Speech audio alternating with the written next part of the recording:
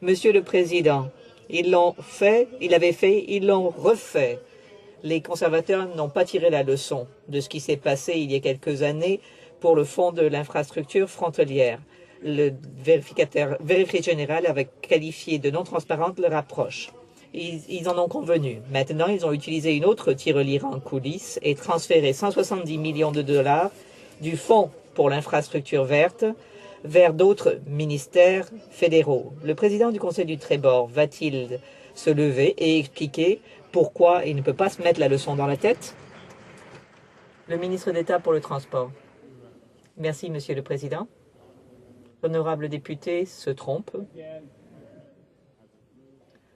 Le Parlement a approuvé les transferts de cet argent. Les budgets des dépenses 2011-2012, les priorités de 2012 et 2013. Ce n'est pas parce que le député d'en face n'est pas en mesure de lire le budget des dépenses que le Parlement ne les a pas approuvés.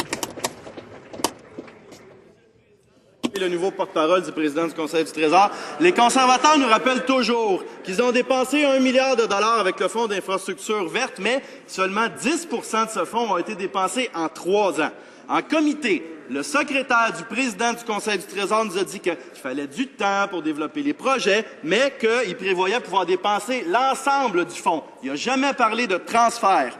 Dévoiler un rapport sur un site Web en ne l'incluant pas dans le budget sur lequel les parlementaires votent, c'est loin d'être transparent. Pourquoi est-ce que ce gouvernement refuse de traiter avec respect les parlementaires? Pourquoi un tel manque de transparence?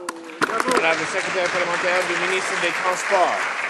Pourquoi un tel manque de recherche du part de l'NPD? Monsieur le Président, j'ai dans les mains les documents qui autorisent du part du Parlement ces transferts-là. Ces documents ont été déposés à la Chambre le 3 juin 2011, le 9 juin 2011, le 3 novembre 2011, le 17 novembre 2011. Et aussi, il y a eu un vote lundi dernier. J'imagine que l'honorable député était là pour le vote. Il aurait dû lire les documents sur lesquels il votait avant de voter et avant de se plaindre. The honourable member for